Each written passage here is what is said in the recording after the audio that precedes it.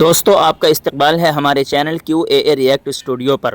دوستو آج قاری احمد علی صاحب بیان فرمائیں گے جو کہ بیان بہت ہی بہترین اور بہت ہی پاورفل ہے۔ یہ بیان دل کو جھنجھوڑ کر رکھ دے گا اور انسان کو سوچنے پر مجبور کر دے گا۔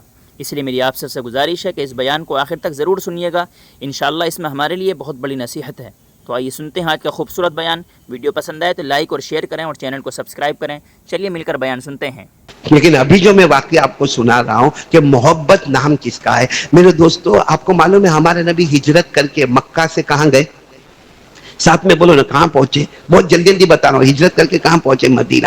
اچھا وہ ہمارے نبی کے انٹری، آہا سبحان اللہ، کیا انٹری ہوئی ہوگی ہمارے آقا صلی اللہ علیہ وسلم کی مدینہ میں۔ انٹری کی ایک جھلک میں آپ کو بتا دوں کہ جیسے ہمارے نبی انٹر ہوئے، اس کا نام مدینہ تو تھا نہیں، لیکن اللہ کی طرف سے آواز آئی، میرے مصطفیٰ آپ آ گئے، اے میرے مصطفیٰ آپ آ گئے، آپ کے قدم مبارک اس زمین پر آ گئے۔ آج تک اس کا نام یثرب تھا۔ کیا نام تھا؟ یثرب۔ اب کوئی یثرب نہیں کہے گا، آج سے اس کا نام مدینہ ہوگا، منورہ ہوگا، میمونہ ہوگا، طیبہ ہوگا، طابہ ہوگا۔ نبی آپ کا قدم مبارک جہاں آتا ہے وہ زمین کی شان بھی بدل جاتی ہے، زمین کا نام بھی بدل جاتا ہے۔ خیر ہمارے نبی کہاں پہنچے بولو؟ میں بہت جلدی بتا رہا ہوں، مدینہ منورہ آئے۔ ہمارے نبی بیٹھے ہیں، سب لوگ مدینہ والے بیٹھے ہیں، وہ کچھ بچیاں پہاڑ پر ہے، نعت پاک پڑھ رہی ہے۔ بھائی نعت پاک بھی ہو رہی ہے، کون سی نعت پاک ہو رہی ہے؟ طلع البدر علینا من ثنیات الوداع وجب الشکر علینا ما دعا للہ داعی۔ وہاں نعت پاک ہو رہی ہے، جس نعت پاک کا ترجمہ یہ ہے کہ جو نبی ہمارے درمیان میں آئے ہیں وہ نبی نہیں ہے، ایسا لگتا ہے دن میں 14ویں رات کا چاند طلوع ہو کر ہمارے سامنے آیا ہے۔ خیر مجھے اتنا بتانا کہ سب ہمیں ہمارے نبی آئے ہیں، نعت پاک ہو رہی ہے، لوگ جمع ہے، استقبال ہو رہا۔ وہ ایک جوان آدمی آ رہے ہیں ہاتھ میں ننگی تلوار لے کر، ایسے بھرے مجمع میں ایک جوان آدمی ننگی تلوار لے کر آ رہے اور کہہ رہے این محمد، این محمد، کہاں ہے محمد، کہاں ہے؟ اب ظاہری بات ہے سب لوگ تھوڑے چوکنا ہو گئے، کون ہے؟ اچھا وہ آنے والے کا نام طلحہ، بولو آنے والے کا نام آئے، اور آ کر سیدھے آ کر سامنے بیٹھ گئے، ننگی تلوار رکھی، کہا آپ محمد ہیں؟ کہا کہ ہاں۔ آپ اللہ کے رسول ہیں؟ کہا ہاں۔ آپ اللہ کے نبی ہیں؟ کہا ہاں۔ تو کہا آپ یہاں آئے ہیں، مقصد آپ کا آنے کا؟ تو ہمارے نبی نے فرمایا مقصد ایمان اسلام۔ کیا کہا معلوم؟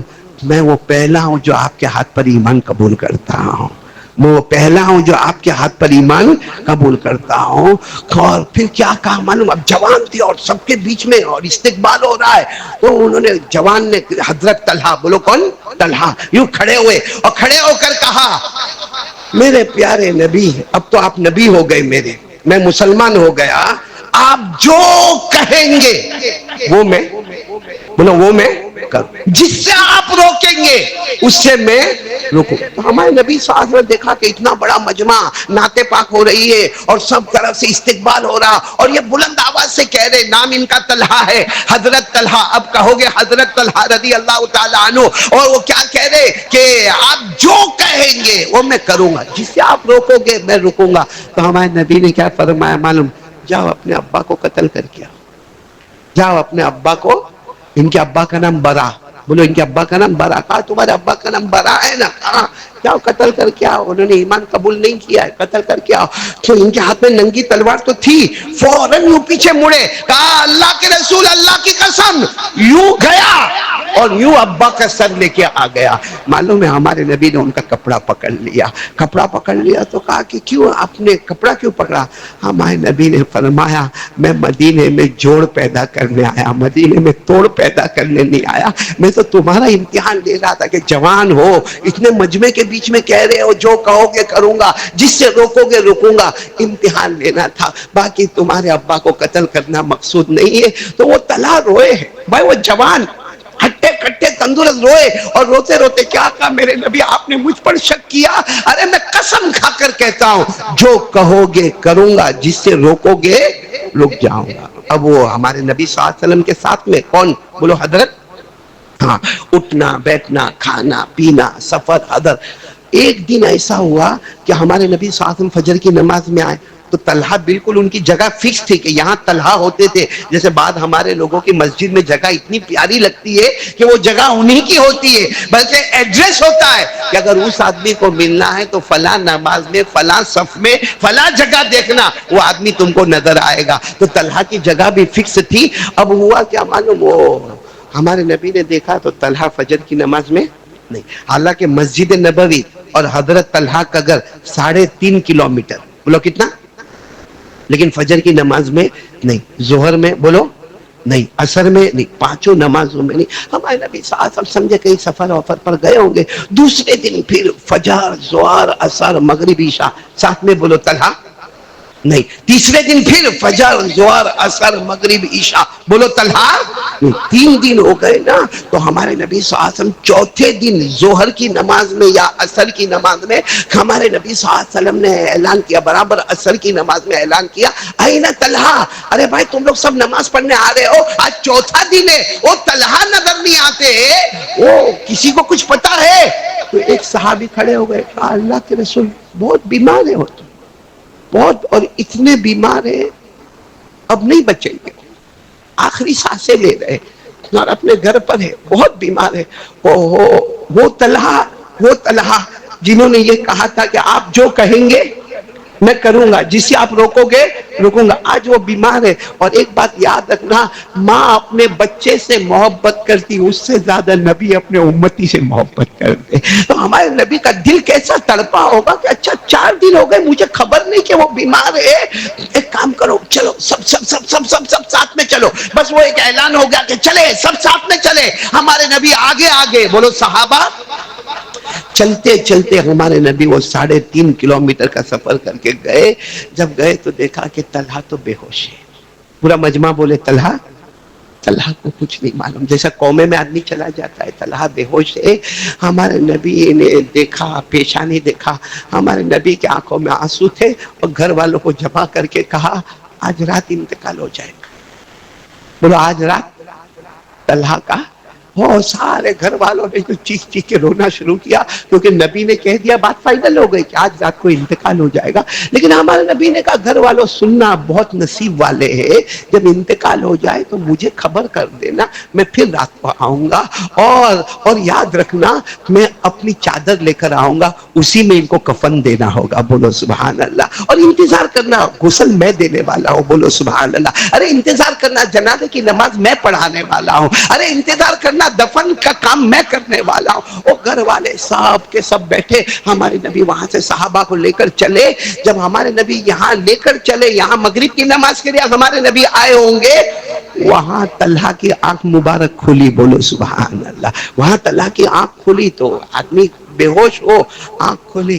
پہلا سوال کیا پوچھا معلوم, این رسول اللہ, میرے نبی کہاں ہیں؟ پہلا سوال. آنکھ کھلی, آدمی قومے میں وہ ہوش میں آتا ہو کہتا ہے پانی پانی پانی. وہ پانی سے زیادہ محبت کرتے تھے, میرے نبی کہاں ہے, این رسول اللہ. تو گھر والوں نے کہا آئے تھے ابھی آئے تھے, اور یہ بھی کہہ کر گئے ہیں کہ تمہاری طبیعت ٹھیک نہیں ہے, آج رات کو انتقال ہوگا. وہ کفن بھی وہ لے کر آئیں گے, دفن بھی وہ کریں گے, جنازے کی نماز بھی وہ پڑھائیں گے, اور ساری کاروائی وہی کریں گے. معلوم طلحہ نے تھوڑی دیر اپنے آپ کو سیدھا کیا اور کہا رات کو انتقال ہوگا, ان کو نہیں بلانا, ان کو نہیں بلانا. تم لوگ میں سے کوئی میرے کو غسل دے دینا, کوئی کفن پہنا دینا, کوئی جنازے کی نماز پڑھا دینا, کوئی ان کو نہیں. تو سب نے کہا کہ آپ ان کو نہیں بلانا. کہا نہیں, میری وصیت ہے, ان کو نہیں بلانا. میرے دوستو معاملہ ایسا ہی ہوا, رات کو حضرت طلحہ کا انتقال ہو گیا. بولو انا للہ. وصیت تھی, کسی نے کفن دے دیا, کسی نے جنازے کی نماز پڑھا دی, کسی نے غسل دے دیا, دفن کر دیا. اب سچ بتاؤ, یہاں تو ہو گیا, جو بھی حضرت طلحہ کی کاروائی ہونی تھی وہ کاروائی ہو گئی. وہاں ہمارے نبی کے بارے میں لکھا پوری رات سوئے نہیں, پوری رات سوئے نہیں, کہ طلحہ کی کوئی خبر نہیں آتی, طلحہ کی کوئی خبر. یہاں تک کہ فجر کا وقت ہو گیا, ہمارے نبی صلی اللہ علیہ وسلم نے فجر کی نماز پڑھائی, اور پڑھانے کے بعد کہا بھائی طلحہ کے بارے میں کوئی خبر ہے, طلحہ کے بارے میں کوئی خبر ہے. تو کچھ رشتے دار کھڑے ہو گئے, کہا اسی لیے آئے ہیں, ان کا انتقال ہو گیا. تو کہا افلا اعظمتمونی, تم نے مجھے خبر نہیں دی, مجھے خبر نہیں دی, میں پوری رات جاگ رہا تھا کہ ابھی طلحہ کی خبر آوے, ابھی طلحہ کی خبر آوے. افلا اعظمتمونی, تم نے مجھے خبر نہیں دی. رشتے داروں نے کہا دینے والے تھے، آپ کو ہی دینے والے تھے خبر، لیکن طلحہ کی وصیت تھی کہ اگر میرے نبی رات کو آئیں گے 3.5 کلومیٹر کا سفر کریں گے، اگر میرے نبی کو رات کے اندھیرے میں کوئی پتھر لگ گیا تو، میرے نبی کو کوئی کانٹا چبھ گیا تو، یا میرے نبی پر رات کو کسی نے حملہ کر دیا تو، طلحہ نے فرمایا میں کسی اور کے جنازے کی نماز کو گوارا کروں گا، میں کسی اور کا کفن گوارا کروں گا، کوئی میرے کو دفن کرے گا وہ مجھے گوارا ہوگا، کوئی مجھے اٹھائے گا وہ مجھے گوارا ہوگا، لیکن میرے نبی کے پاؤں میں کانٹا بھی چبھے یہ طلحہ کو گوارا نہیں ہوگا۔ میری وجہ سے میرے نبی رات کو آئیں گے، اتنی تکلیف اٹھائیں گے، 3.5 کلومیٹر ہمارے نبی چلیں گے، پاؤں میں کانٹا لگ جائے، پاؤں میں پتھر لگ جائے، اندھیرا ہوگا، وہ زمانے میں لائٹ تو ہوتی نہیں تھی، اور اگر کسی نے میرے نبی کو کوئی ستایا، کوئی تکلیف پہنچائی، طلحہ کو سب گوارا ہے، لیکن نبی کو پاؤں میں چوٹ لگے، کانٹا چوبے، یہ گوارا نہیں ہے۔ میرے دوستو ہمارے نبی نے جب یہ سنا، صحابہ کو کیا فرمایا؟ چلو، سب نے کہا وہ تو دفن کر دیے، کہا قبر پہ چلو، بولو سبحان اللہ۔ ہمارے نبی قبر پر گئے، بولو کہاں گئے؟ یہ پوائنٹ کے لئے میں نے یہ واقعہ سنایا۔ ہمارے نبی صلی اللہ علیہ وسلم جب قبر پر پہنچے، اب صحابہ کھڑے ہیں، ہمارے نبی بھی قبر کے سامنے کھڑے، معلوم نہیں ہمارے نبی کیا مانگتے رہے، کیا مانگتے رہے، روتے رہے، روتے رہے۔ لکھا ہے کہ گرم گرم آنسو کے قطرے ہمارے نبی کی آنکھ مبارک سے ٹپکتے گئے، لیکن حضرت عمر فرماتے جو آخری دعا مانگی، کہہ دو آمین، کہہ دو آمین، کہہ دو، بس اس پر آج ہمارا جمعہ وصول ہو جائے گا، بولو انشاءاللہ۔ کہ آخری دعا جو ہمارے نبی نے مانگی، جس پر صحابہ کی چیخیں نکلی، کیا دعا مانگی؟ اللہم القی طلحہ وہو یضحک الیک وانت تضحک الیہ۔ ہمارے آقا بولو تاجدار مدینہ محمد رسول اللہ صلی اللہ علیہ وسلم نے آخر میں دعا مانگی، اے اللہ کل قیامت آئے گی، بولو کل قیامت آئے گی۔ ہمارے نبی نے دعا مانگے، اے اللہ کل قیامت آئے گی، طلحہ اپنی قبر سے نکلیں گے، ہم سب بھی نکلیں گے اپنی اپنی قبر سے۔ ہمارے نبی نے فرمایا اللہ کل قیامت آئے گی، طلحہ اپنی قبر سے اٹھیں گے، اللہ ایسے اٹھے وہ تیری طرف دیکھ کر مسکراتے ہو، اللہ تو ان کی طرف دیکھ کر مسکراتا ہو۔ اے اللہ کل طلحہ کی قبر کھلے، قیامت کا جھٹکا ہوگا، آسمان پھٹا ہوگا، زمین پھٹی ہوگی، لیکن طلحہ جب اپنی قبر سے نکلے تو اللہ تجھے دیکھ کر مسکراتے ہو اور اللہ تو ان کو دیکھ کر مسکراتا ہو۔ حضرت عمر وہاں تھے نا، وہ کہتے میں اکیلا نہیں، بہت سے صحابہ نے کہا کاش طلحہ کی جگہ ہم ہوتے، آج یہ دعا ہم کو مل گئی ہوتی۔ معلوم ہے تو ہمارے نبی صلی اللہ علیہ وسلم نے سب کی طرف دیکھا، حضرت عمر اور سب کی طرف کہا کیا ہوا؟ اللہ کے رسول ہماری تمنا ہے کاش طلحہ کی جگہ ہم ہوتے، بولو طلحہ کی جگہ ہم ہوتے، اور یہ دعا ہم کو ملتی کہ ہم قیامت میں قبر سے اٹھے، کیا شان ہوگی کہ ہم اللہ کو دیکھ کر مسکراتے ہو، اللہ ہمیں دیکھ کر مسکراتا ہو، کیا شان ہو۔ تو ہمارے نبی نے فرمایا سب کو یہ خوشخبری مل سکتی ہے، بلکہ قیامت تک آنے والے میرے ہر بندے، ہر امتی، مرد ہو یا عورت ہو، ہمارے نبی نے فرمایا یہ دعا سب کو ملے گی، بولو سبحان اللہ، بولو بولو سبحان اللہ، سب کو ملے گی۔ تو حضرت عمر رضی اللہ تعالیٰ عنہ آگے یہ دعا ہم کو بھی ملے گی، شرط وہی ہے، شرط وہی ہے۔ کہا کیا شرط ہے؟ کہا جو طلحہ نے مجھ سے کیا تھا، جو طلحہ نے مجھ سے کیا تھا۔ کیا شرط کیا تھا؟ ایک ہی شرط کیا تھا، آپ جو کہیں گے، میں نے بولو نا، آپ جو کہیں گے کروں گا، جس سے روکو گے روکوں گا۔ کہا کوئی بھی میرا امتی کر لینا، کوئی بھی قیامت تک آنے والا میرا امتی یہ زندگی میں طے کر لے کہ میرے نبی جو کہیں گے وہ میں کروں گا، جس سے روکو گے رک جاؤں گا۔ سمجھ لو وہ قیامت میں قبر سے اٹھے گا، اللہ اس کو دیکھ کر مسکراتا ہوگا، وہ اللہ کو دیکھ کر مسکراتا ہوگا۔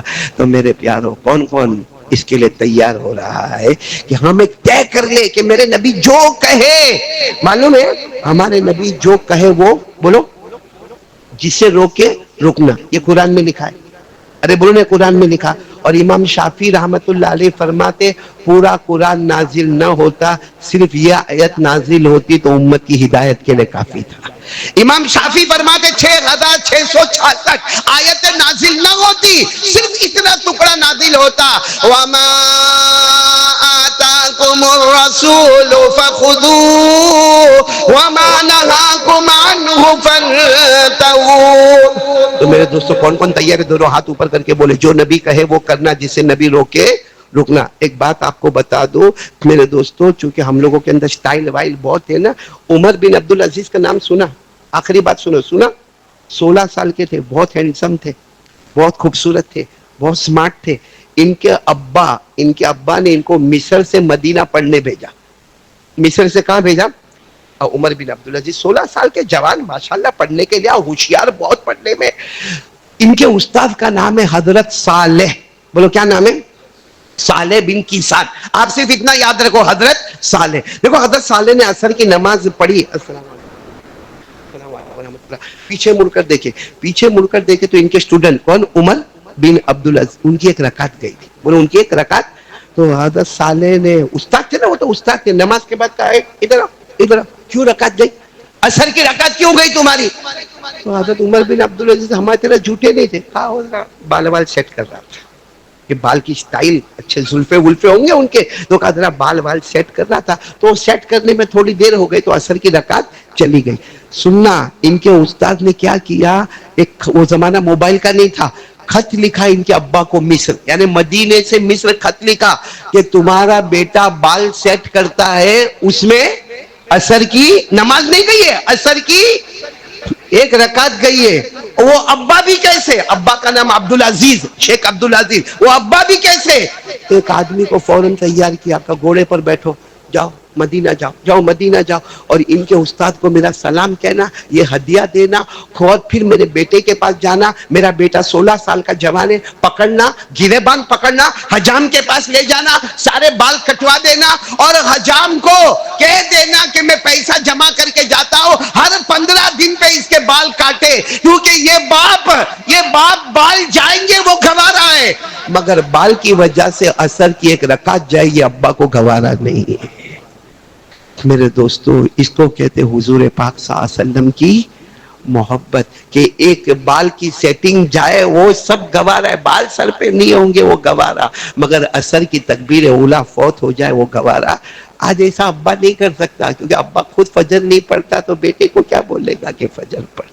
خود ہی ہزاروں کے پیسے کھا کے بیٹھا ہے تو کسی کو کیا سمجھائے گا کہ تو اس کا ایسا مت کر ویسا مت کر. اس لیے میرے پیاروں آج ارادہ یہ کر کے اٹھو، یہ مسجد سے ارادہ کر کے اٹھو کہ انشاءاللہ، بولو قبر سے اٹھیں گے، بولو انشاءاللہ ہم اللہ کو دیکھ کر مسکرائیں گے، اللہ ہم کو دیکھ کر مسکرائے گا. شرط یہ ہے کہ جو نبی کہے وہ کریں گے، جس سے نبی روکے گے اسے روکیں گے.